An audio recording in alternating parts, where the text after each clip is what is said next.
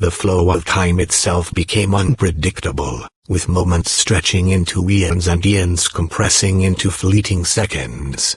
Alitera's radiant kingdom was not a static place but a dynamic, ever-evolving manifestation of her consciousness and her interaction with the energies of Earth and the interstitial realm. Within its shimmering boundaries, mountains of solidified light pulsed with the rhythm of the planet's core, and rivers of pure thought cascaded through valleys of crystallized emotion. The beings who dwelled there, drawn from across the spectrum of existence, found their forms and perceptions subtly altered, becoming attuned to the kingdom's unique frequencies. At the heart of this domain, Alitera reigned not as a queen upon a throne, but as a conductor of a grand symphony, her consciousness weaving through every facet of her realm, guiding its growth and evolution. She was the still point in the turning of the worlds, the guardian of a fragile balance between dimensions. Within this domain, time and space operated differently than in the surrounding world.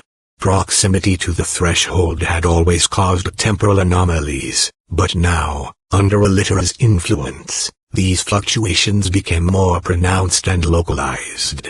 Within the palace, constructed of solidified light and echoing with the music of the spheres, moments could stretch into centuries, allowing for contemplation and creation on scales unimaginable in the outside world.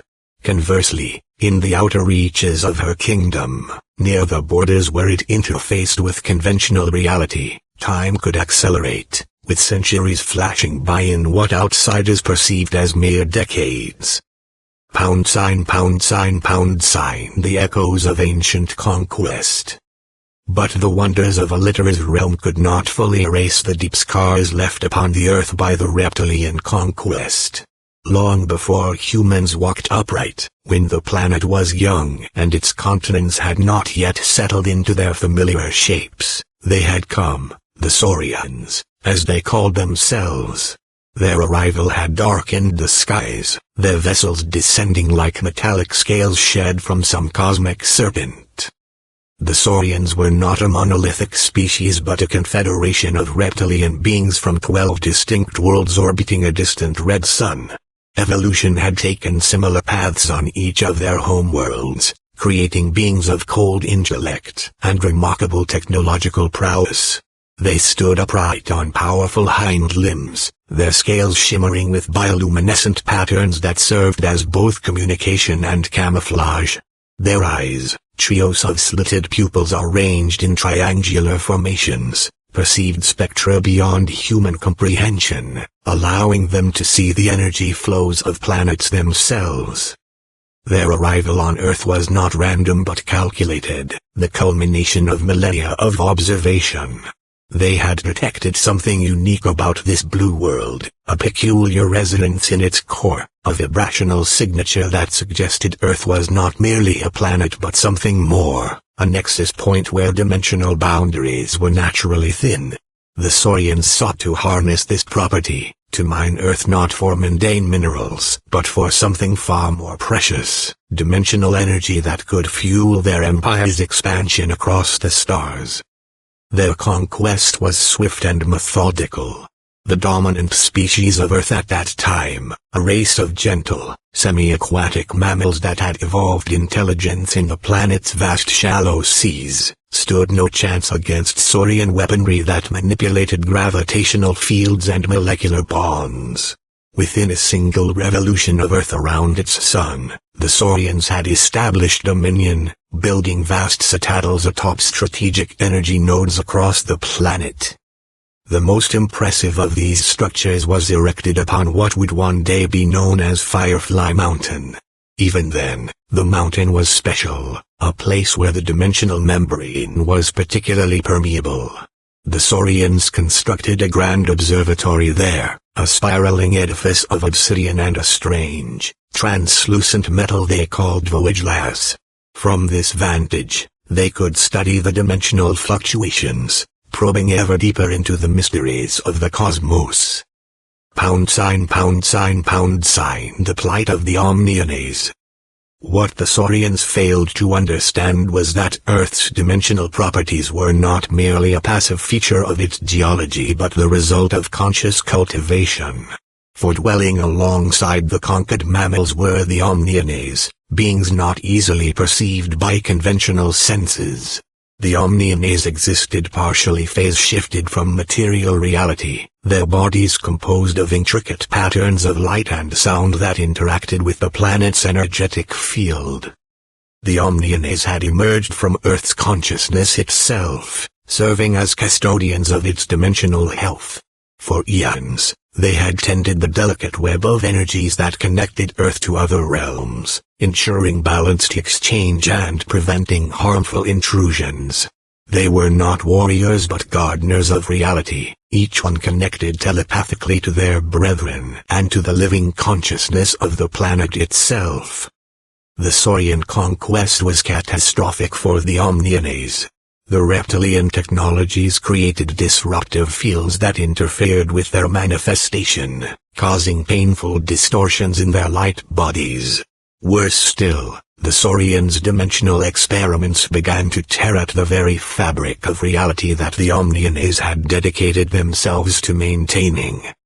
Viridian, eldest of the Omnianaes Council, called an emergency gathering in their hidden sanctuary beneath what would later become the Amazon basin. There, in a chamber illuminated by their own radiance, they debated their options. "We cannot oppose the Saurians through force," Viridian's thought voice resonated through the assembly. "Their weapons would destroy us before we could approach their citadels. And yet we cannot allow their experiments to continue," countered Lumina, her azure luminescence pulsing with urgency. "Already the dimensional barriers weaken. If they collapse entirely, catastrophes beyond imagining will befall not just Earth but all connected realms." "There is another way," suggested Zephyr, the youngest council member, his green gold light flickering hesitantly. "We could shift ourselves, not merely in space but in dimensional frequency. We could seek refuge in the interstitial realm, the space between conventional dimensions." A murmur of alarm rippled through the gathering. The interstitial realm was known to them, but as a place of passage, not dwelling, a liminal space never meant for long-term habitation. Its laws of physics were fluid, its landscapes ever-changing. To seek sanctuary there would mean fundamental changes to their very nature. "It would be a painful transition," Viridian acknowledged, "but perhaps our only hope for survival. Yet who would tend Earth's dimensional health in our absence?" Silence fell upon the council. Then Lumina spoke again, her light pulsing with determination. "We will leave behind seeds of ourselves, fragments of our consciousness embedded in Earth's energy grid. They cannot maintain the grid as we have, but they may prevent total collapse until we can find a way to return." And so it was decided. In a ceremony of profound sorrow and hope, the Omnianaes gathered at nexus points around the planet. Linking their consciousness into a single harmonic wave, they began the Great Transition. Their bodies, already semi-ethereal, became increasingly transparent as they shifted their vibrational frequency toward that of the interstitial realm.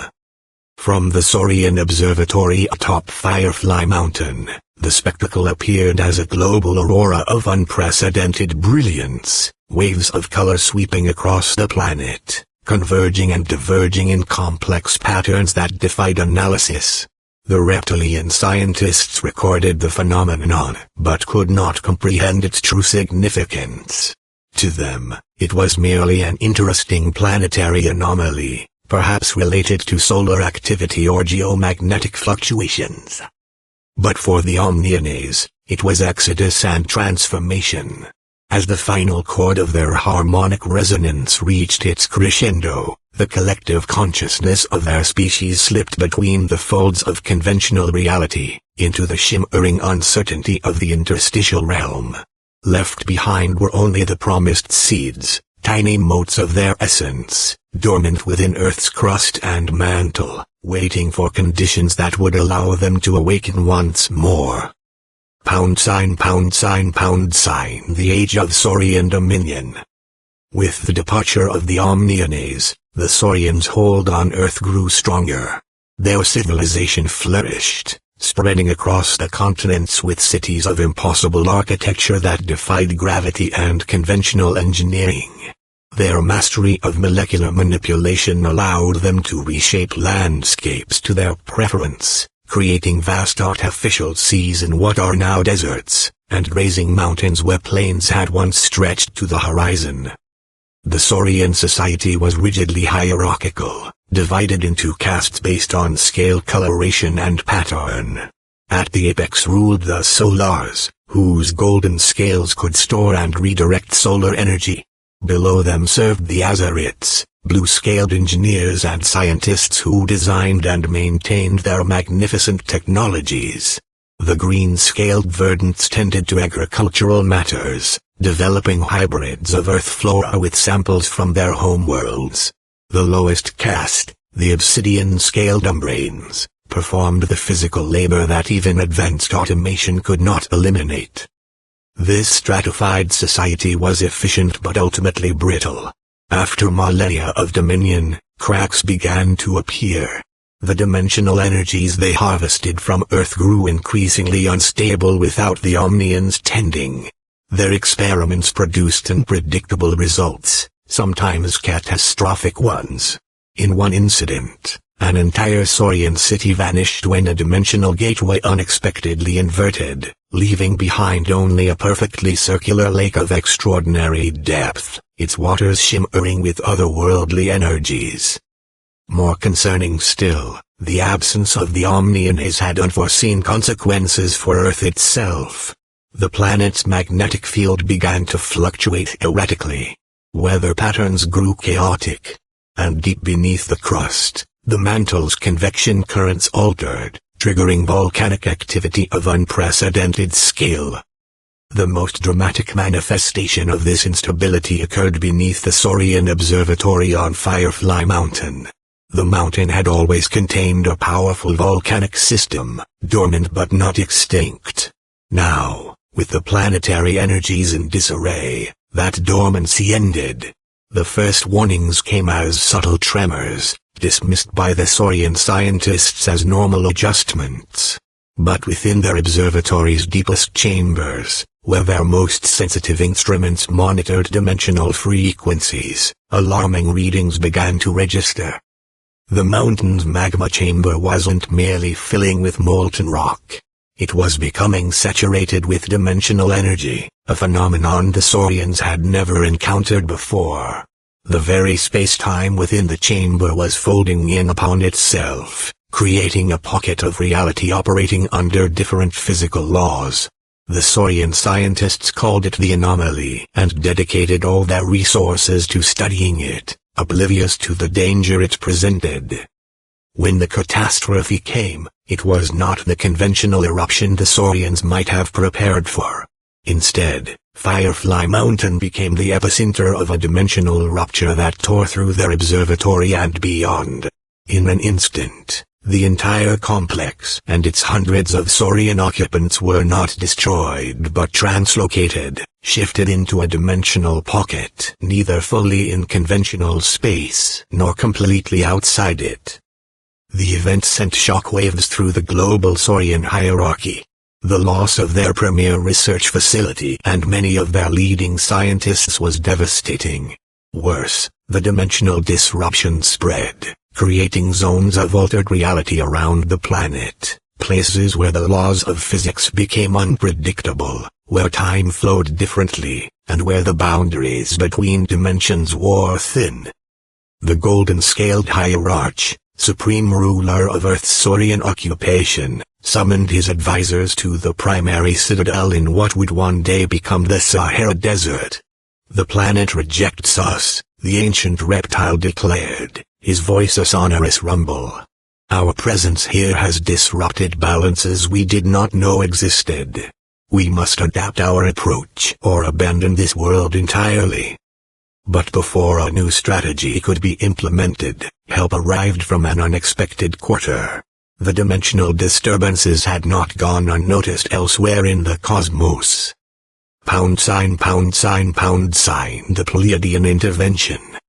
Far across the galaxy, in the star cluster humans would one day call the Pleiades, a civilization of extraordinary advancement detected the dimensional anomalies emanating from Earth. The Pleiadians had evolved beyond purely physical form millennia ago, existing as conscious energy matrices capable of manifesting physical bodies when necessary. Their society was built upon principles of harmony and balance, their technologies indistinguishable from what less advanced species might call magic. The Pleiadian High Council convened in their central nexus, a sphere of pure crystalline thought orbiting the brightest star of their cluster. There, they perceived Earth's plight through senses that transcended conventional space-time. "A world cries out," observed Lyra, eldest of the council. Her manifestation flickered with motes of silver light, each one containing millennia of wisdom. Its dimensional integrity fractures. If the process continues unchecked, the disruption could spread beyond that single world, potentially destabilizing this entire sector of the galaxy. "The cause is clear," stated Maya, her form a swirl of azure and emerald energies. "The reptilian conquerors tamper with forces beyond their comprehension, and those who once maintained the world's dimensional health have fled." The Omnianaes, Alcyon's golden presence expanded with recognition. "I have encountered their kind before, in the liminal spaces between dimensions. A gentle species, more attuned to energy than matter. Their departure leaves the world vulnerable." "Then our course is clear," declared Lyra. "We must intervene. Not through confrontation with the reptilians, but by stabilizing the dimensional fractures and creating protective fields around the most critical nexus points." The mountain, Maya's energy pulsed with sudden intensity. The place they call Firefly Mountain in their thoughts. It is the critical juncture, the place where dimensions naturally converge. If we can establish a presence there, we can begin the healing process. The council reached unanimous agreement, and a mission was prepared. 7 Pleiadians, representing the 7 principal stars of their cluster, would journey to Earth. They would carry with them the harmonic crystals, ancient artifacts capable of restructuring dimensional frequencies and establishing protective fields. Their journey to Earth did not require conventional spacecraft. The Pleiadians traveled through what they called the resonance pathways, invisible corridors linking distant points in space-time, accessible to those with the ability to match their own vibrational frequency to that of their destination. In human terms, their transit was nearly instantaneous, though to the Pleiadians, the journey was a profound meditation lasting subjective centuries. They arrived on Earth during a rare planetary alignment that had temporarily amplified the dimensional thinness around Firefly Mountain, manifesting physical forms resembling tall, luminous humanoids with features of impossible symmetry and eyes containing the depth of cosmos itself. They emerged from the resonance pathway atop the mountain's peak.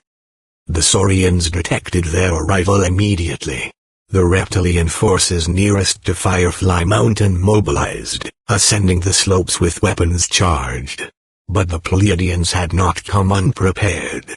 As the first Saurian scouts approached, Maya activated one of the harmonic crystals. A dome of translucent energy expanded outward from their position, enveloping the entire peak. When the Saurians reached this boundary, they found themselves unable to penetrate it. More curious still, their aggression seemed to dissipate upon contact with the field, replaced by a strange sense of clarity. For perhaps the first time in their conquest of Earth, they began to perceive the consequences of their actions, to feel the pain they had inflicted upon the planet and its original inhabitants. the golden-scaled commander of the Saurian forces, an ancient veteran of the initial conquest, approached the barrier alone. Setting aside his graviton lance, he pressed a clawed hand against the shimmering field and spoke, "You come with purpose to this world. State it plainly, strangers." Lyra stepped forward from among the Pleiadians, her radiance dimming slightly to accommodate the Saurians' visual range. "We come to heal what has been broken," she replied, her voice bypassing conventional sound to resonate directly within the reptilian's mind. "Your experiments have damaged the dimensional fabric of this world. If unchecked, this damage will lead to catastrophe, not only for this planet, but potentially for many others." The Saurian's tertiary eyelids flickered rapidly, a sign of intense calculation. "You speak of matters our scientists have only recently begun to comprehend. The dimensional instabilities, they are more serious than we realized." "Far more," Lyra confirmed. "This world once had guardians who maintained its dimensional health, the beings you knew as energy anomalies. They have fled to escape your presence, leaving the world vulnerable. We Pleiadians have come to establish new protections, to prevent complete dimensional collapse." A tense negotiation followed, conducted across days as the Saurian commander consulted with his hierarchy. Eventually, an accord was reached. The Pleiadians would be permitted to establish their protective presence on Firefly Mountain and several other critical nexus points around the planet. In exchange, they would share limited insights into dimensional dynamics that might help the Saurians stabilize their existing operations. It was not peace, precisely, but a pragmatic coexistence. The Saurians, recognizing the threat to their own survival, withdrew from certain territories, particularly those surrounding dimensional nexus points. The Pleiadians, for their part, focused on their work of healing, using their harmonic crystals to gradually repair the worst of the dimensional fractures. Firefly Mountain became the center of Pleiadian operations on Earth. Within the protective dome they had established, they created a sanctuary unlike any other on the planet, a place where the boundaries between dimensions were not merely thin but permeable by design.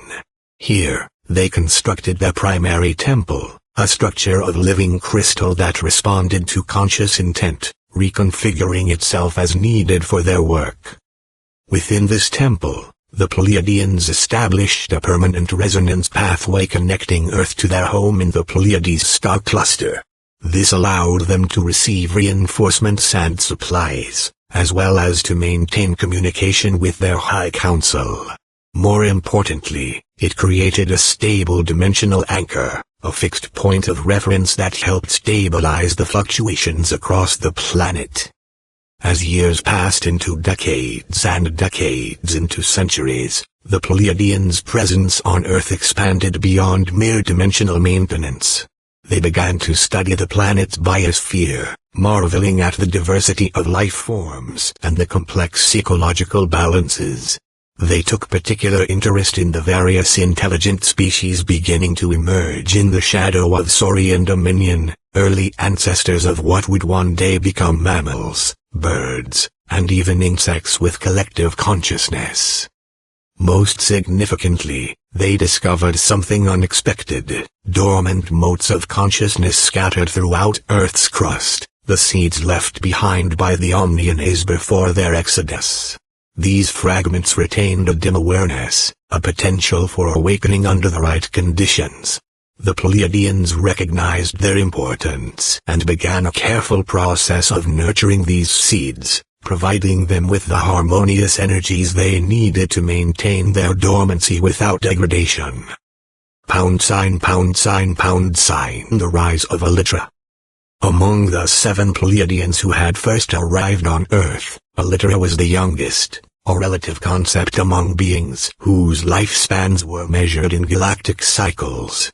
While her companions focused primarily on the technical aspects of dimensional stabilization, Elytra was drawn to deeper questions. What was the fundamental nature of this planet they sought to heal? How might they not merely repair the damage done but help Earth realize its full potential as a dimensional nexus?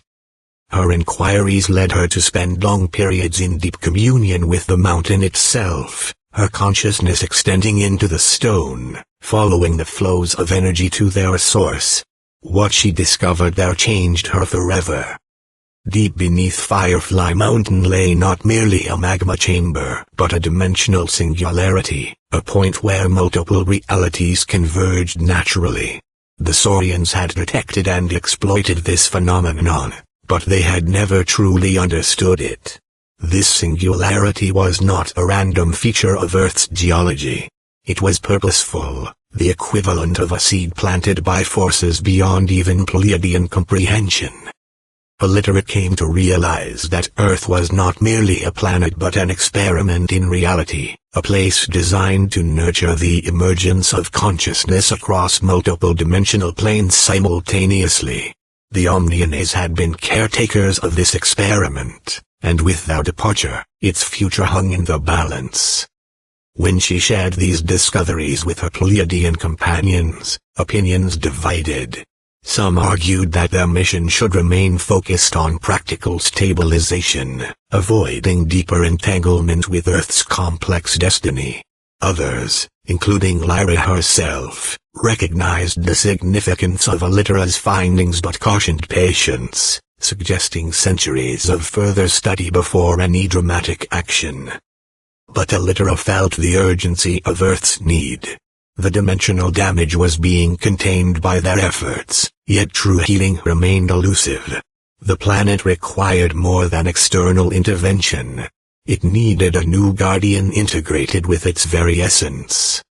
In a ceremony witnessed only by Lyra, Elytra made her decision. At the heart of the Pleiadian temple atop Firefly Mountain, she opened herself completely to the dimensional singularity below. Her consciousness expanded downward, embracing the convergence point of realities with her entire being. Simultaneously, she extended her awareness outward, connecting with each of the dormant Omnianaes seeds scattered across the planet. The transformation was both beautiful and terrible to behold. Elytra's physical form dissolved into pure light, her constituent energies merging with the mountain's dimensional currents. For 7 days and nights, Firefly Mountain shimmered with colors no human eye would have been able to comprehend, as reality itself rearranged around the emerging consciousness at its core. When Elytra finally re-emerged, she was fundamentally changed. No longer merely Pleiadian, she had become something new, a being existing simultaneously across multiple dimensional planes. Her consciousness extended throughout Firefly Mountain and connected to every dormant Omnianaes seed on the planet. She had become a bridge between worlds, a guardian of the thresholds, and in so doing, had taken the first step toward fulfilling Earth's destiny as a nexus of multidimensional consciousness. The other Pleiadians recognized the transformation with a mixture of awe and concern. Elytra had transcended their understanding, becoming something their traditions had only hinted at in ancient prophecies, an Omnivich, a being capable of manipulating the fundamental forces of creation through pure conscious intent. "What have you become, sister?" Lyra asked when Elytra's new form had stabilized enough for communication. "I am no longer only sister," came the reply, her voice resonating from everywhere and nowhere. "I am Elytra still, but also more. I am the voice of this mountain, the consciousness of the dimensional nexus, the awakener of the dormant seeds. Through me, the Omnianaes may yet return. Through me, this world's purpose may yet be fulfilled." Lyra recognized the truth in these words, but also the potential dangers. And the Saurians? What becomes of our accord with them? Elytra's new consciousness expanded outward, perceiving the state of the entire planet in an instant. The reptilian dominion is already fading, she observed. Their civilization fractures from within. Some among them recognize the damage they have done and seek atonement. Others cling to conquest and exploitation. They will determine their own fate through their choices in the coming centuries. Indeed, as Illitera had perceived, the Saurian civilization was entering a period of decline. The dimensional energies they had harvested grew increasingly unstable, their technologies failing in unpredictable ways. Internal conflicts between the castes intensified as resources dwindled. Some Saurian communities had begun to adopt a more sustainable approach, living in harmony with Earth's natural systems rather than dominating them. Others doubled down on exploitation, resorting to increasingly desperate measures to maintain their power. With Illitera's emergence as the Omnivitch, the balance of power on Earth shifted irrevocably. Her consciousness permeated the dimensional fabric of the planet, allowing her to perceive and influence events far beyond Firefly Mountain. The protective dome the Pleiadians had established expanded under her guidance, evolving into what would become her Radiant Kingdom, a realm existing partially in conventional reality and partially in the dimensional spaces between. Within this domain, Illitera began her greatest work, the awakening and nurturing of new life forms attuned to Earth's multidimensional nature. Drawing upon the dormant Omniana's seeds and her own transformed essence, she created the first of what humans would later call the Fae, beings of mixed dimensional heritage, each embodying different aspects of Earth's elemental and spiritual energies. First came the Elves, tall and graceful beings whose consciousness could slip easily between dimensional planes. Their affinity for forests and growing things made them natural custodians of Earth's plant life, tending to the health of ecosystems even as the Saurian influence receded. The Elves established their own communities within Illitera's realm, creating cities of living trees and crystal that existed simultaneously in multiple dimensions, visible only to those with eyes to see. Next emerged the fairies, smaller beings of extraordinary vibrancy, whose wings carried them not merely through air but across the boundaries between realities. They became messengers between dimensions, carriers of dreams and inspiration, their very presence causing subtle shifts in perception among those they encountered. The Merfolk were born of Illitera's recognition that Earth's waters held their own dimensional properties, distinct from but complementary to those of land. These beings could navigate not only the physical oceans but the currents of collective memory that flowed through Earth's waters, preserving and transmitting the planet's accumulated experiences across generations. Goblins and other Earth-attuned beings arose from Illitera's work with the deeper layers of planetary consciousness, embodying the mischievous, transformative, and sometimes challenging aspects of Earth's nature. The centaurs and fauns represented different approaches to integration, beings finding harmony between seemingly disparate elements of existence. Most impressive were the giants, towering beings of profound wisdom, whose physical forms were partially composed of living crystal. They could perceive the dimensional currents directly, their minds capable of processing multiple layers of reality simultaneously. The giants became Illitera's primary counselors, helping her maintain the delicate balances of her expanding kingdom. All these beings acknowledged Illitera as their creator and guide, though she never demanded their subservience. Rather, she established a covenant with her children. They would serve as caretakers of Earth's dimensional health, each according to their nature and abilities, and in return, she would ensure their realms remained protected from forces that might seek to exploit or destroy them. #, Scorpio's fire and the forging of realms.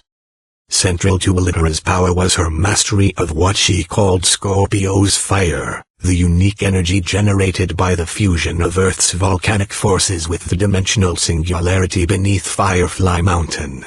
This was not merely heat or flame in any conventional sense, but a fundamental creative force capable of reshaping reality itself. When properly channeled, Scorpio's fire could alter the vibrational frequency of matter and energy, allowing for the creation of spaces existing between conventional dimensional planes. It was through this power that Elytra expanded her radiant kingdom beyond the physical confines of Firefly Mountain, creating pocket dimensions and interspatial realms where her various children could dwell according to their natures. These realms were anchored to Earth, but not entirely of it, a magnificent patchwork of realities connected through pathways only the Fae could easily perceive and navigate. For the elves, she crafted Eldathween, a realm of eternal twilight, where ancient forests reached toward skies filled with stars visible from no human observatory. Time moved differently there, with a single night containing what might be years in the outer world, allowing for deep communion with the accumulated wisdom of trees that remembered Earth's earliest days. The fairies received Whisperwind, a realm of perpetual motion where rainbow-hued mists concealed floating islands and crystalline formations that sang with the harmonics of creation itself. Here, nothing remained static. Even geography was subject to the collective dreams of its inhabitants, reshaping itself to reflect their desires and imaginings. Beneath the waves of Earth's oceans, Elytra established Thalos for the Merfolk, not merely underwater caverns, but an entire parallel ocean existing in the dimensional space adjacent to the physical seas. In Thalos, the pressure and darkness of the deep gave way to luminous architectures of coral and pearl, where the memories of Earth's waters collected in living libraries accessible to those who knew how to listen. Even the goblins and their kin received their domain, the twisting warrens of Nakendal, a place where contradiction and paradox were not merely tolerated but celebrated. Located in the shifting spaces beneath the Earth's surface, Nakendal connected to cave systems around the world, allowing its mischievous inhabitants to emerge wherever boundaries between worlds grew thin. The giants made their home in Craig's Reach, a mountainous realm occupying the uppermost dimensional frequency of Elytra's kingdom.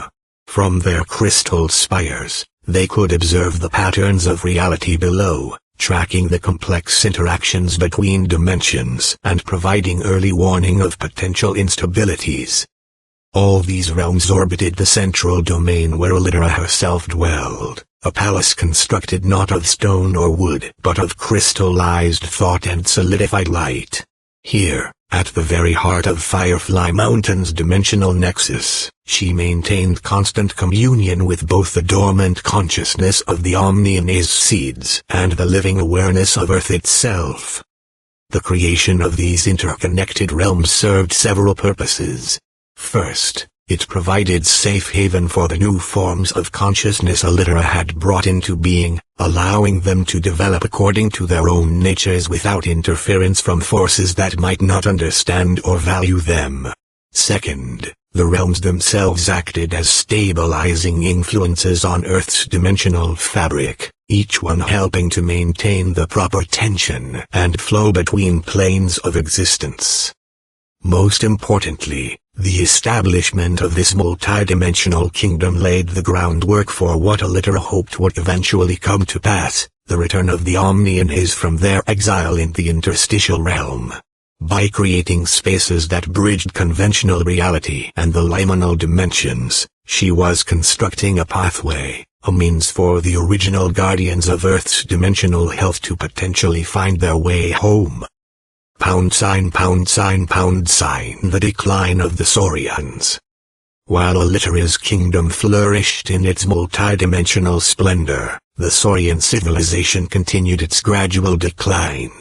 Their once unified global dominion fragmented into isolated enclaves, each struggling to maintain the advanced technologies that had once been commonplace throughout their society. The Saurians had not been defeated in conventional warfare. Rather, their downfall came through a combination of factors, many stemming from their failure to understand the true nature of the world they had conquered. The dimensional energies they harvested grew increasingly unstable, sometimes with catastrophic consequences. Entire Saurian cities vanished overnight, transported to unknown realms, or collapsed into singularities of their own making. Environmental changes accelerated their decline. Without the Omnianaes to maintain Earth's delicate balances, and with Elytra's influence primarily focused on the dimensional rather than physical aspects of the planet, Earth entered a period of climatic volatility. Vast weather systems developed that the Saurians' predictive models failed to anticipate. Seasons became erratic, disrupting the carefully engineered agricultural systems upon which their civilization depended. Internal strife completed what external factors had begun. As resources dwindled, the rigid caste system broke down. The golden-scaled Solars, once unquestioned in their authority, faced rebellion from the Blue Azarites, who controlled what remained of functional technology. Civil conflicts erupted across Saurian territories, further depleting their already strained resources. Not all Saurian communities embraced self-destruction, however. In several regions, particularly those near dimensional nexus points, more adaptable factions emerged. These groups, often led by younger Saurians who had been born on Earth rather than on the ancestral homeworlds, began to study and even revere the dimensional properties of their adopted planet. They abandoned the exploitative practices of their forebears, instead developing technologies that worked in harmony with Earth's natural energies. Most notable among these reformed communities was a settlement established in the shadow of Firefly Mountain itself. These Saurians, calling themselves the Scaled Observers, developed a philosophy of non-interference and contemplation. They recognized Elytra's domain for what it was and made no attempt to penetrate its boundaries. Instead, they established a tradition of scholarly observation, recording the visible manifestations of her power and the occasional glimpses of her fey children. Elytra was aware of these observers, but chose neither to welcome nor to repel them. She recognized in their presence a possibility for redemption, a chance for at least some portion of the Saurian race to transcend their history of conquest and find a more balanced relationship with the world they now called home. As centuries passed, even these adapted Saurian communities gradually declined in number and influence. Some theorize that Earth itself rejected their presence, that the planet's consciousness, awakened through its connection with Elytra, subtly influenced conditions to become less hospitable to reptilian physiology. Others suggest that the Saurians, evolved for conquest rather than sustainability, simply lacked the adaptability to thrive in a world they could no longer dominate through technology. Whatever the precise causes, the Saurian presence on Earth diminished until, by the time the first human ancestors appeared, they had become little more than memory. Their cities crumbled, reclaimed by forest and desert. Their technologies, deprived of the energy sources they required, became inert artifacts buried beneath sediment and stone. Only in the deepest caves and most remote mountain valleys did small groups of their descendants survive, diminished in both number and capacity, keeping alive fragmentary traditions of their once mighty civilization. Yet the Saurians' legacy endured in unexpected ways. The creatures that would eventually evolve into humans retained cellular memories of the reptilian conquerors, manifesting in primal fears of serpents and instinctive reactions to certain reptilian characteristics. These memories would later surface in mythologies around the world, tales of Nagas, dragons, serpent gods, and other reptilian beings of great power and ambiguous morality. More concretely, the Saurians left behind artifacts of their dimensional technologies, objects charged with energies that continued to influence their surroundings long after their creators had vanished. These remnants, often found near places where the veil between dimensions was naturally thin, would become objects of veneration or fear for early human cultures, their true origins forgotten but their power still palpable. #,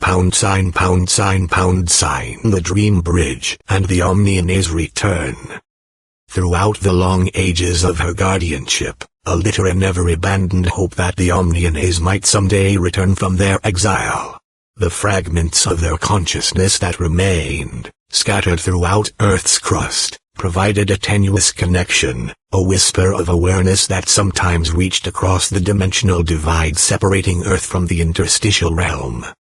Using Scorpio's fire as her primary tool, Allitera began an ambitious project known as the Dream Bridge, a metaphysical construct designed to span the gap between conventional reality and the interstitial realm.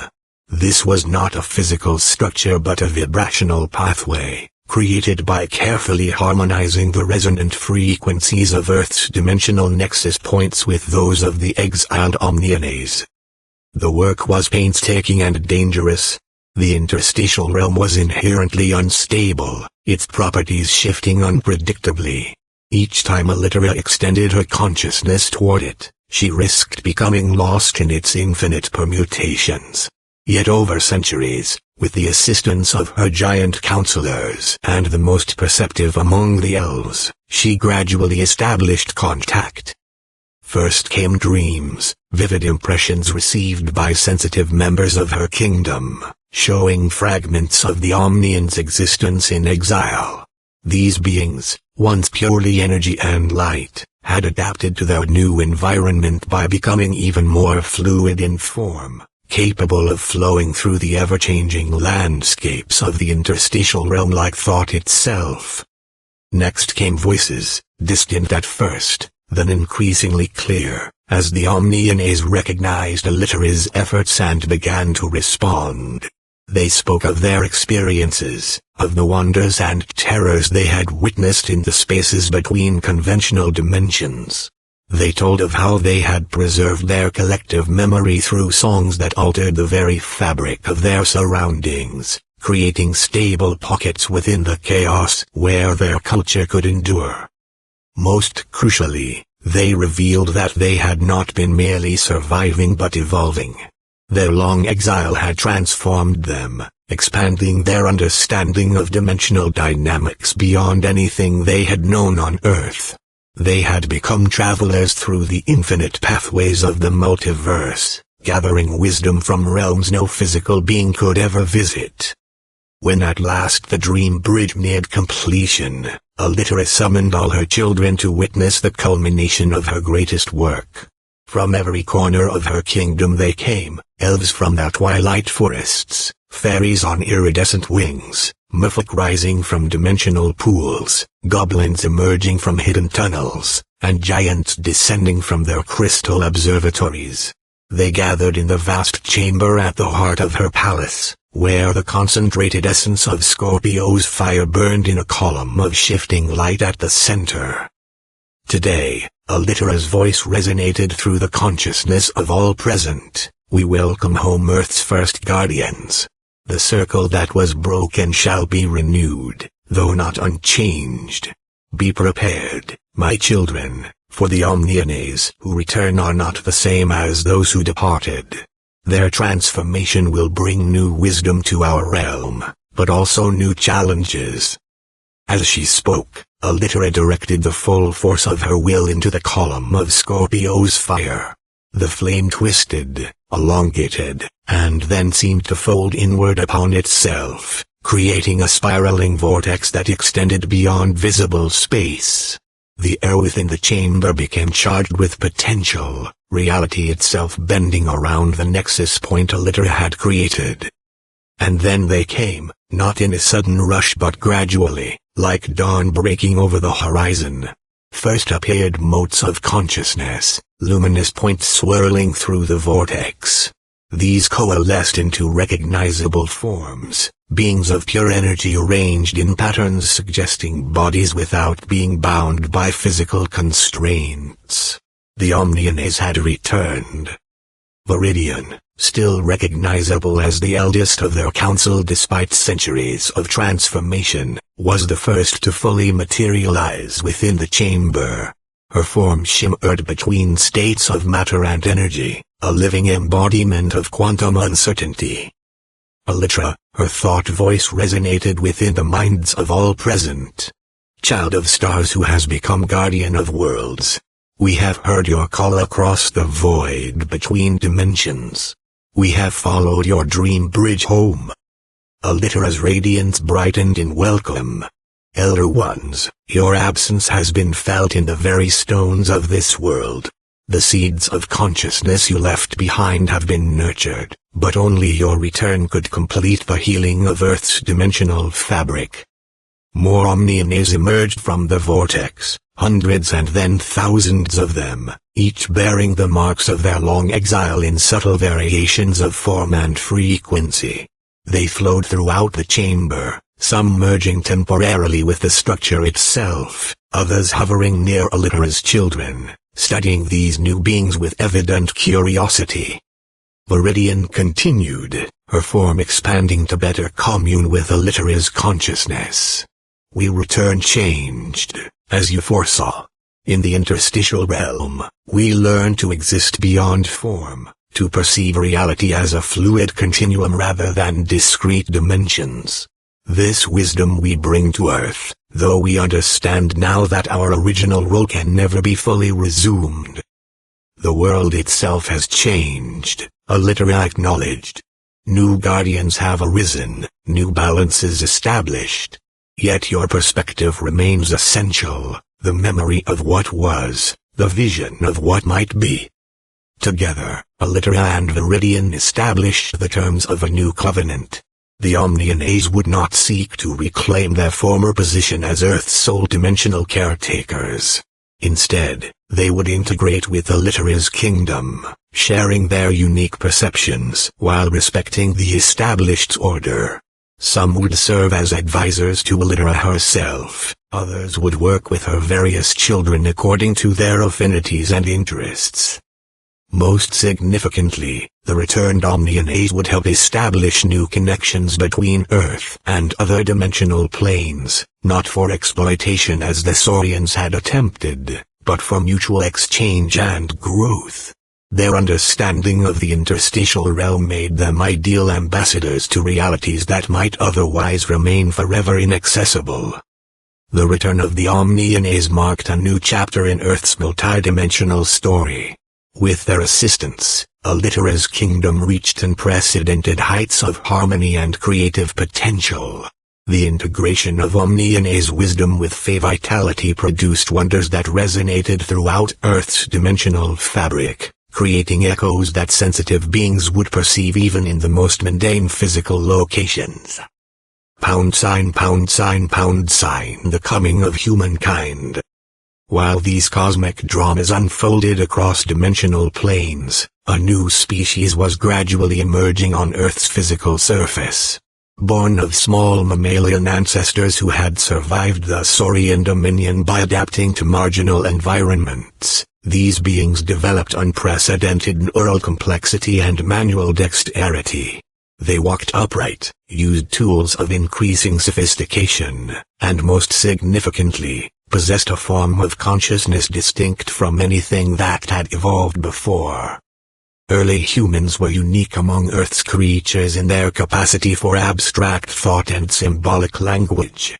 Their minds operated primarily within conventional three-dimensional space, largely unaware of the multidimensional complexities surrounding them. Yet paradoxically, this limitation became a source of strength, allowing them to focus their attention and manipulate the physical world with unparalleled precision. Elytra and her council observed the rise of humanity with mixed emotions. On one hand, these beings showed remarkable creativity and adaptability, qualities the dimensional guardians could appreciate. On the other, they demonstrated troubling tendencies toward dominance and exploitation reminiscent of the Saurians, albeit expressed through different technologies and social structures. They build and destroy with equal passion, noted Elenil, an elven counselor who had made extensive studies of human settlements. Their brief lifespan seemed to instill both urgency and carelessness in their actions. Yet they dream, countered Whisperteed, a fairy messenger who had flown unseen through human encampments. Even without perceiving our realms directly, they sense something beyond their immediate experience. They create stories that echo truths they cannot possibly know. They are dangerous, insisted Grimash, a goblin elder whose warrens had been disturbed by expanding human territories. They fear what they do not understand, and they understand very little beyond what their limited senses tell them.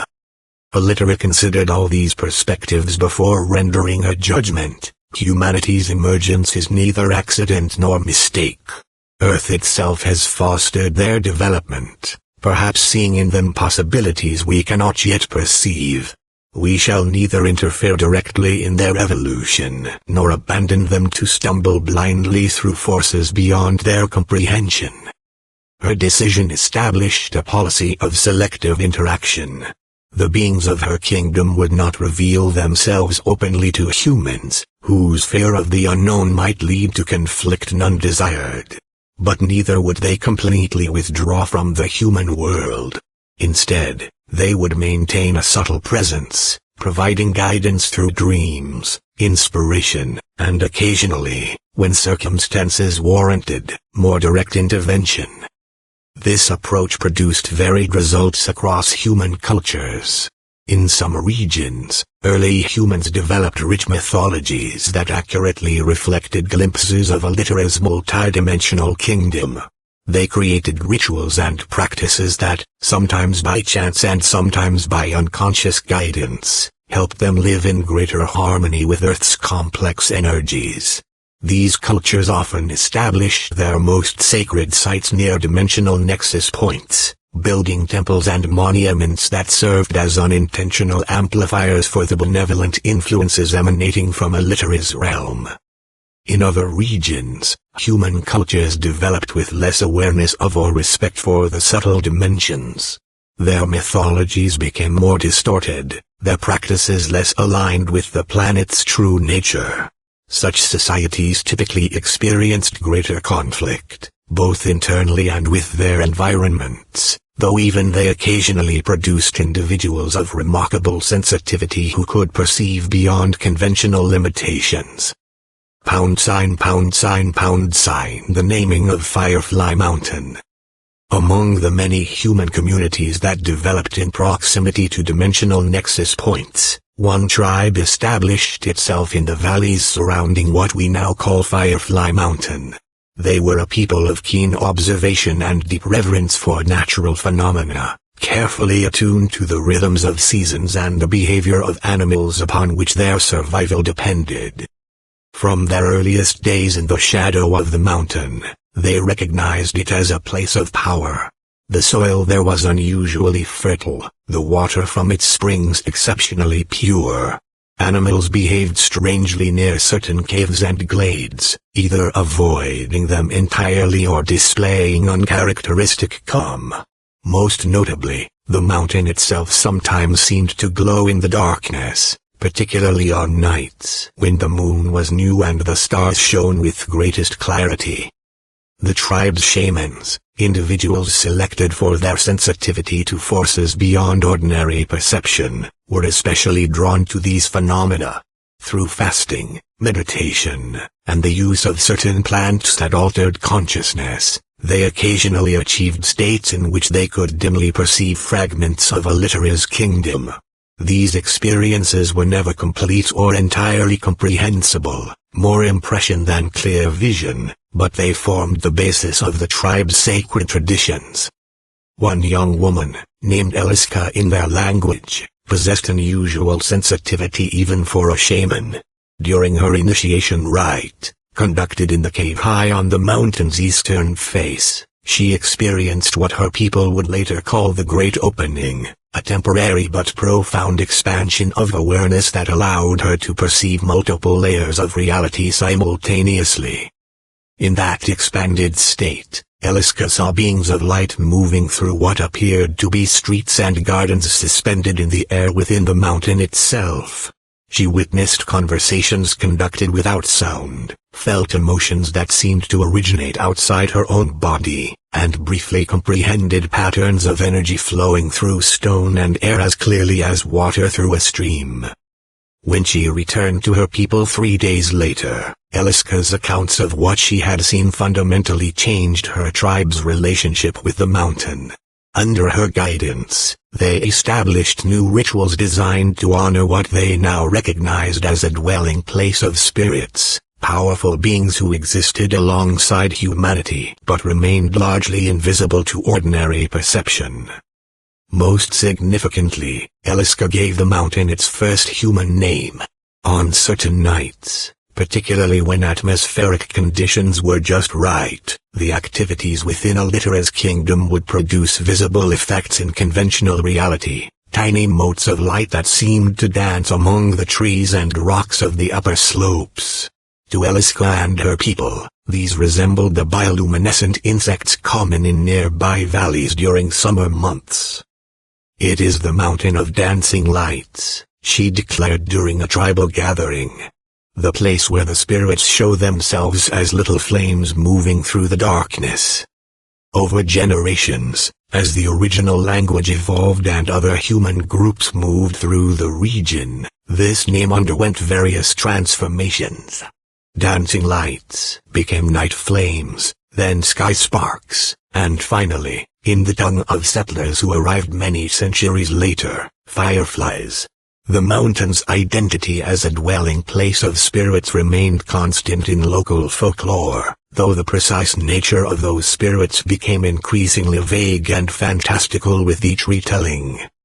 What these later humans could not know was that the lights they observed were in fact dimensional bleed-through, visible manifestations of activities taking place in Alitera's kingdom.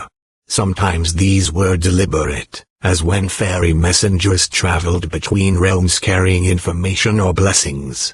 More often they were incidental, the natural consequence of particularly energetic events in the multidimensional spaces occupying the same location as the physical mountain. The irony of this misinterpretation was not lost on Alitera and her council. That humans would mistake glimpses of an advanced multidimensional civilization for simple insects seemed both amusing and oddly appropriate. It reflected humanity's tendency to explain the unknown in terms of the familiar, to reduce the complex to the comprehensible. Yet the name itself, Firefly Mountain, came to be embraced by Alitera's children, particularly the more mischievous among them. The fairies especially delighted in occasionally manifesting in forms that deliberately mimicked fireflies when venturing into a human-perceptible reality, reinforcing the misconception while secretly celebrating the hidden truth. ### interlude, the balance of worlds. As human civilizations rose and fell around the world, Alitera's kingdom maintained its delicate balance between dimensions.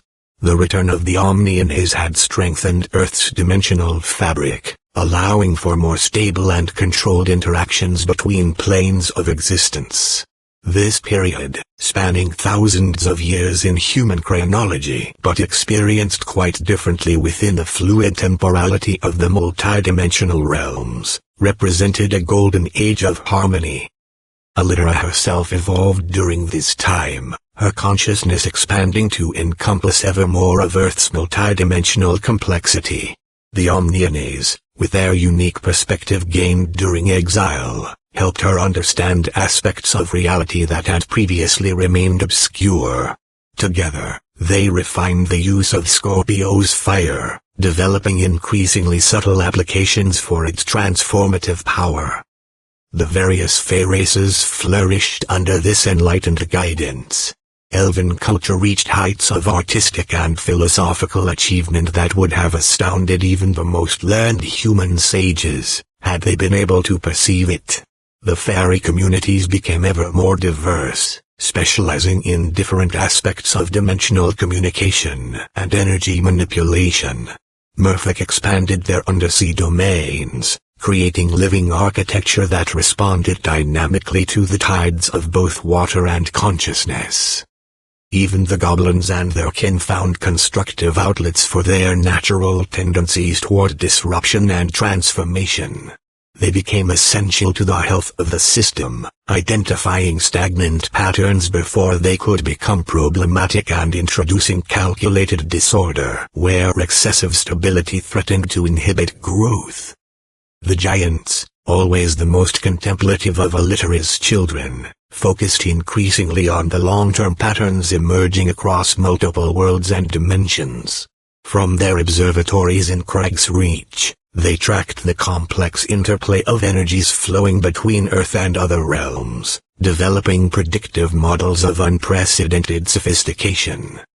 Through it all, the physical mountain continued its slow geological evolution, outwardly unchanged to human observers except for the occasional eruption of dimensional phenomena misinterpreted as fireflies or similar mundane explanations. Deep below, however, the volcanic system that had given birth to Scorpio's fire underwent subtle transformations of its own, influenced by the conscious direction of Alitera and her council. The magma chamber that had once been merely physical became increasingly hybridized with dimensional energies, creating what the Omnianaes called a resonant crucible, a space where matter and energy from multiple realities could intermingle and transform according to conscious intent. This crucible became the primary source of materials for the ongoing expansion and refinement of Alitera's kingdom, providing substances with properties that defied conventional physics. But even in this golden age, seeds of future change were being sown. Human civilization continued its relentless advance, developing technologies that, while primitive compared to those of the vanished Saurians, nonetheless began to impact Earth's subtle energy fields. The Industrial Revolution, in particular, introduced new forms of energetic pollution that created dissonance in the dimensional fabric. More concerning still, certain human individuals began to develop a different kind of sensitivity, not the shamanic openness that had allowed figures like Eliska to perceive the multidimensional realms with reverence, but a calculating awareness focused on potential exploitation. These individuals, rare but influential, sensed there was power to be gained from Earth's hidden dimensions, even if they lacked the conceptual framework to fully understand what they were perceiving.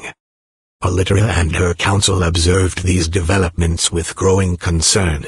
The memory of Saurian exploitation remained vivid in the collective consciousness of her kingdom, particularly among the Omnianaes who had been forced into exile by its consequences.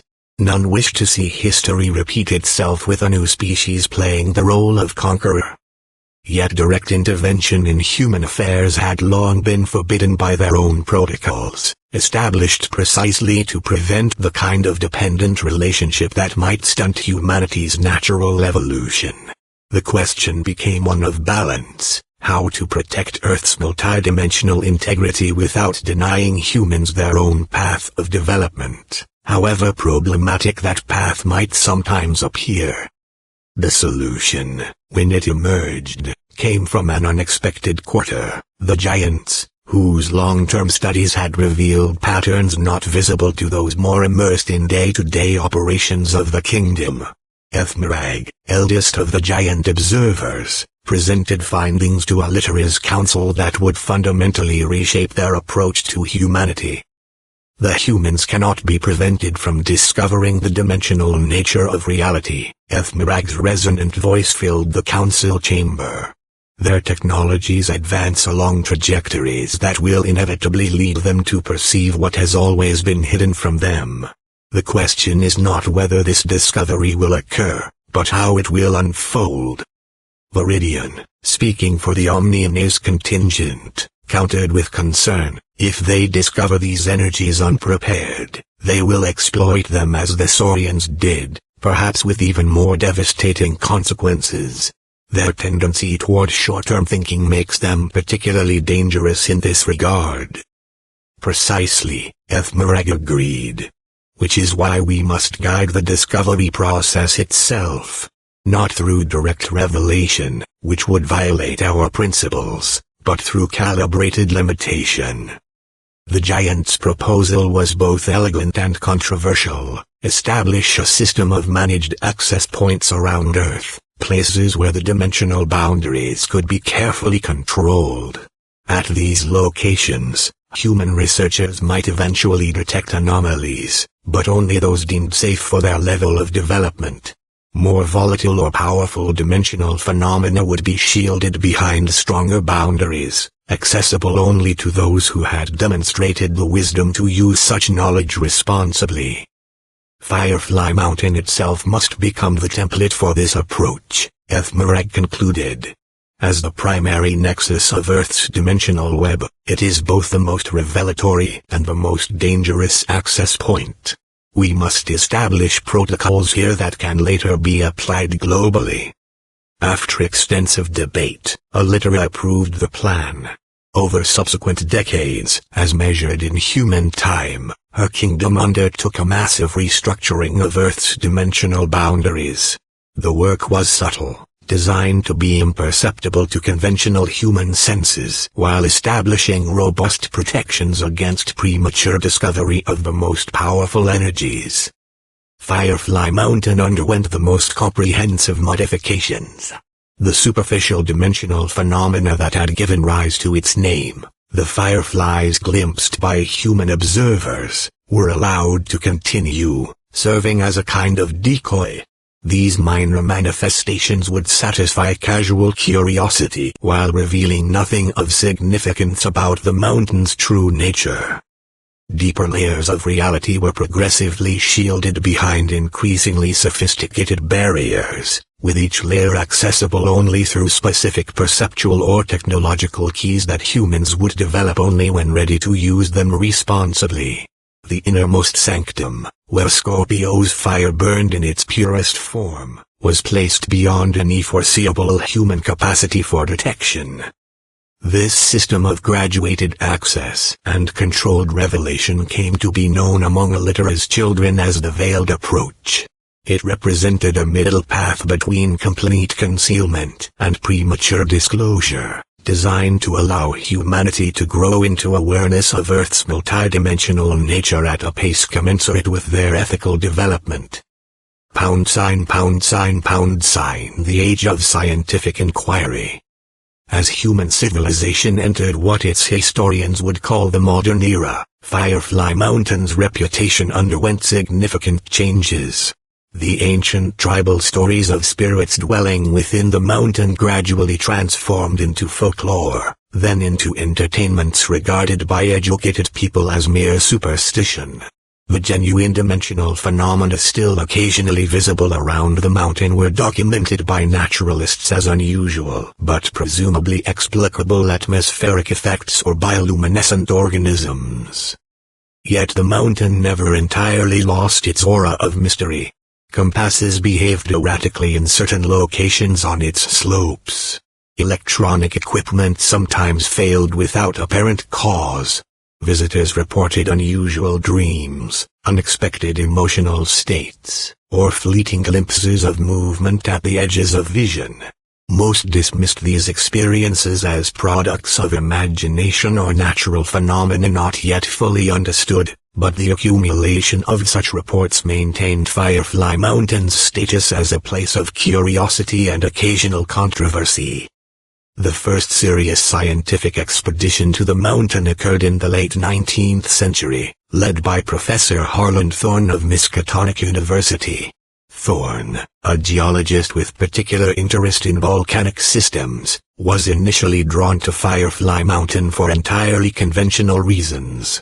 His preliminary studies had identified unusual mineral formations that suggested a unique magmatic composition beneath the mountain, potentially valuable for both theoretical understanding and practical applications.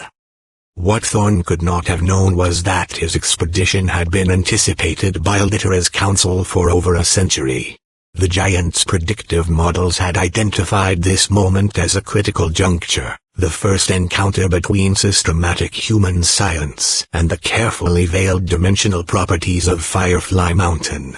The outcome would establish precedents for all future scientific investigations.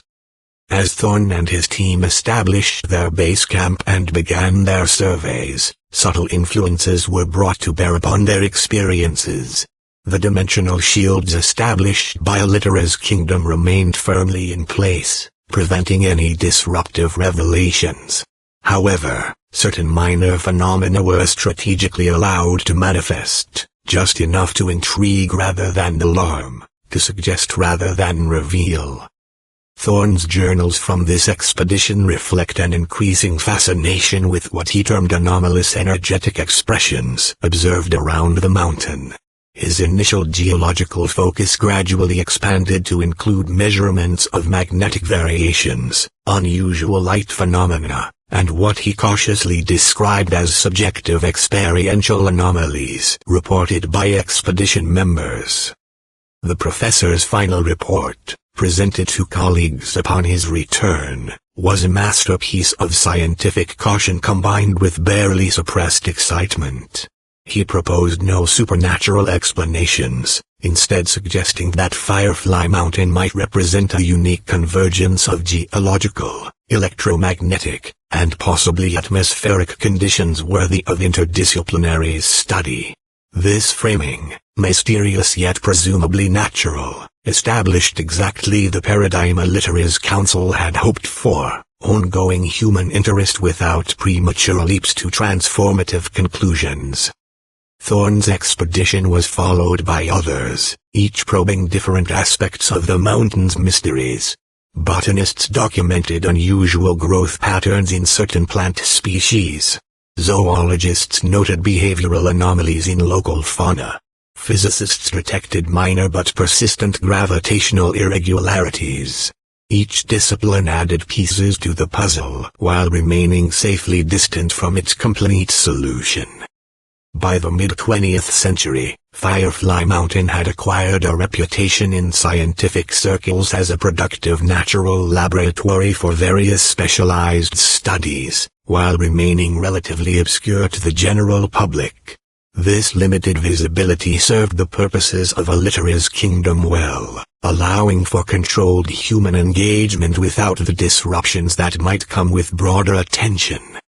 However, as global communications improved and specialized knowledge became more widely accessible, maintaining this balanced approach grew increasingly challenging. Each new study, each publication in scientific journals, each discussion at academic conferences widened the circle of awareness.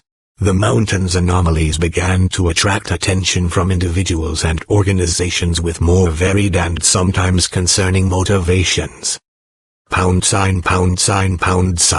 limited exploration treatises. By the early 21st century, interest in Firefly Mountain had expanded beyond purely academic circles. Private research foundations, government agencies, and corporate entities all recognized the potential value in understanding the mountain's unusual properties. This surge of attention created a new challenge for Alitera's kingdom: how to manage multiple competing interests without revealing more than humanity was prepared to comprehend. The solution emerged through a seemingly mundane human process: bureaucratic regulation. Working through subtle influences on key decision-makers, Alitera's council encouraged the creation of what came to be known as the Limited Exploration Treatises, a complex web of international agreements, governmental designations, and legal frameworks that strictly controlled access to Firefly Mountain and its immediate surroundings. Officially, these restrictions were justified by environmental concerns, cultural heritage preservation, and scientific research protocols. The mountain and its vicinity were designated as a special scientific reservation under UNESCO oversight, with additional protections layered through national park status, indigenous cultural heritage claims, and various environmental protection designations. The practical effect was to create a system remarkably similar to Ethmereg's original proposal for graduated access. Only approved scientific teams could conduct research on the mountain, with each approval requiring extensive review by multiple oversight committees. The most sensitive areas, those closest to dimensional boundaries, were classified as strict ecological preserves where human presence was limited to brief, non-invasive observational visits by specially qualified researchers.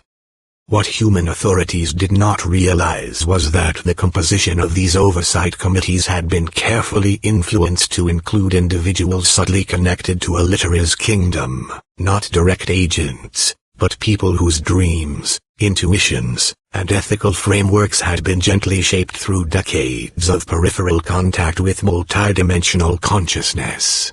These key individuals ensured that the regulatory system functioned as intended, allowing scientific knowledge to advance while preventing potentially dangerous breakthroughs before humanity had developed the wisdom to handle them. Under this regulatory regime, research on Firefly Mountain became highly prestigious but administratively challenging. Scientists might wait years for approval of their proposals, only to be granted limited time and access when finally permitted to conduct their studies. Equipment was strictly regulated, with certain types of sensing technology subtly discouraged through bureaucratic obstacles or funding limitations. The knowledge produced through these controlled investigations was similarly managed. Publications were subject to extensive peer review, with certain conclusions gently redirected toward explanations compatible with current scientific paradigms rather than more disruptive interpretations that might have accelerated understanding of the mountain's true nature. Despite these limitations, or perhaps because of them, Firefly Mountain became a symbol of scientific patience and methodical inquiry. Researchers spoke of mountain time, acknowledging that meaningful discoveries there emerged slowly, building incrementally over decades rather than through dramatic breakthroughs. This approach fostered a culture of contemplation and thoroughness among scientists granted access to the site, qualities that aligned well with Alitera's own values. The most significant research program established under the Limited Exploration Treatises was the Longitudinal Environmental Monitoring Project (LEMP), a 50-year initiative to document every measurable aspect of Firefly Mountain's physical environment. Under this umbrella, dozens of specialized teams conducted studies ranging from microbiological soil analysis to atmospheric composition monitoring, from gravitational field mapping to comprehensive geological surveys. What made LEMP particularly valuable was its interdisciplinary approach. Data from different specialties was regularly cross-referenced, creating composite models that revealed patterns invisible within single disciplines. These models, while still far from exposing the mountain's multidimensional nature, began to hint at systems of influence that conventional science struggled to fully explain. Dr. Eleanor Chan, who served as LEMP's director for its crucial middle decade, came closest to articulating the program's underlying significance when she wrote in her annual report, "Firefly Mountain challenges our fundamental assumptions about the isolation of natural systems. Here, we observe curious correlations between seemingly unrelated phenomena, geological movements appearing to respond to biological cycles, electromagnetic fluctuations that mirror seasonal changes in ways mathematical models cannot yet predict. These correlations suggest integrated systems operating according to principles we have not yet formulated." Unknown to Dr. Chan, her insights were being carefully monitored by Alitera's council, who recognized in them the first stirrings of genuine human understanding of multidimensional interactions, expressed through the limited conceptual framework of contemporary science. Her work was subtly supported through dreams that suggested new research directions and moments of intuition that led to productive methodological innovations. ### Near future explorations. As human technology continued to advance into the second quarter of the 21st century, maintaining the veil around Firefly Mountain's true nature became increasingly challenging. New sensing technologies, quantum computing applications, and artificial intelligence analysis methods all threatened to accelerate the discovery process beyond the carefully managed timeline Alitera's Council had established. Rather than strengthening restrictions, which might have provoked counterproductive resistance, Alitera adopted a more sophisticated approach. Working through her network of unconscious human contacts, she encouraged the development of what came to be called resonant technologies, human innovations that could detect and potentially interact with multidimensional phenomena, but in limited and controlled ways. The first breakthrough in this direction came from the laboratory of Dr. Hiroshi Nakamura at the Tokyo Institute of Advanced Physics. His team developed what they called a quantum coherence detector, capable of identifying localized disturbances in quantum field behaviors. The device was ostensibly created to advance fundamental research in quantum mechanics, but its real significance lay in its ability to detect faint traces of dimensional intersection points. When Dr. Nakamura's team received permission to deploy their detector on Firefly Mountain, they discovered patterns that defied conventional explanation, zones where quantum behaviors exhibited unprecedented coherence and stability, creating what the researchers termed potential wells of organizing influence. These findings, while revolutionary within the narrow field of quantum physics, were published in specialized journals with limited circulation, creating exactly the kind of contained advancement Alitera had hoped for. Similar controlled breakthroughs followed in other fields. An neuroimaging study led by Dr. Saraoko Inkwu documented unusual brain activity patterns in subjects spending extended periods in certain locations on the mountain. A botanical research team identified plant species exhibiting accelerated evolutionary adaptations within restricted microenvironments. A geological survey using advanced seismic imaging techniques detected what appeared to be chambers deep within the mountain that showed anomalous stability despite surrounding volcanic activity. Each of these discoveries represented a carefully calibrated revelation, significant enough to advance human understanding incrementally, but limited enough to prevent revolutionary paradigm shifts before humanity was prepared to handle them responsibly. The researchers themselves remained unaware of the larger pattern their work collectively formed, each focused on their specialized domains, while the complete picture remained visible only to Alitera and her council. By 2035, the accumulated data from these various studies had created what human scientists called the Firefly Mountain Anomaly Complex, a recognized set of unexplained phenomena specific to the mountain and its immediate surroundings. The scientific consensus held that these anomalies likely shared some common underlying cause, though there was vigorous debate about what that cause might be. Theories ranged from unique geological formations affecting electromagnetic fields to speculative models involving exotic particle interactions or previously unobserved quantum effects.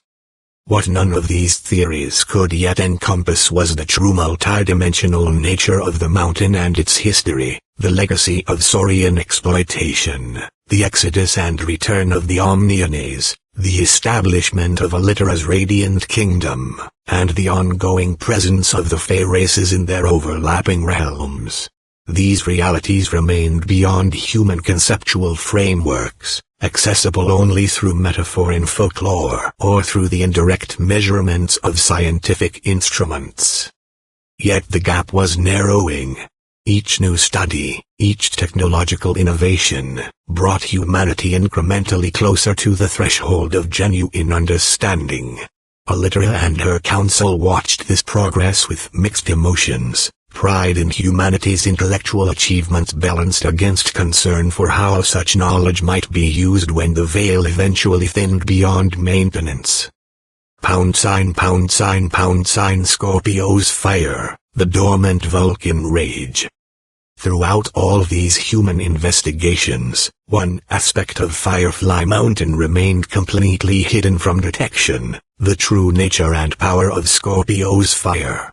This force, born from the fusion of Earth's volcanic energies with the dimensional singularity beneath the mountain, constituted both the greatest potential danger and the greatest potential gift should humanity ever discover it. The name Scorpio's fire had originated with the Omnianaes, who perceived in its energetic signature a resemblance to the astrological constellation: intense, transformative, death and rebirth energy patterns that burned away falsehood and catalyzed evolutionary leaps. To Elytra and her children, it represented the purest creative force available on Earth, the power that had enabled the formation of their multidimensional kingdom and sustained its ongoing evolution. Physically, Scorpio's fire manifested as a column of perpetually burning energy at the heart of the dimensional nexus beneath the mountain. Unlike conventional fire, it consumed nothing material for fuel, instead drawing its power directly from the interaction between dimensions. Its flames were not merely hot but transformative, capable of altering the fundamental properties of anything exposed to them according to the conscious intent directing the exposure. The Fey races had developed entire schools of practice around the controlled use of Scorpio's fire, with the giants serving as primary guardians and teachers of these traditions. Under their guidance, carefully prepared individuals could safely approach the fire to receive its blessings, enhanced perceptual abilities, extended lifespans, or specific creative gifts depending on their nature and purpose. Human scientists, despite their increasingly sophisticated instruments, remained entirely unaware of Scorpio's fire's existence. The protective measures established around it were the most comprehensive in Elytra's entire kingdom, involving not merely physical and energetic shields but temporal displacement. The fire existed partially in a different time stream than the surrounding physical mountain, making it effectively invisible to conventional detection methods. Yet Scorpio's fire was not entirely dormant in its effects on the human perceptible world. Its energies occasionally leaked through in highly attenuated forms, creating the bioluminescent phenomena that had given the mountain its name. More significantly, its transformative properties gradually affected the entire ecosystem of the mountain, creating the subtle biological anomalies that human researchers found so intriguing: plants with unusual properties, animals with enhanced intelligence, microorganisms with unprecedented adaptive capabilities. Of particular concern to L.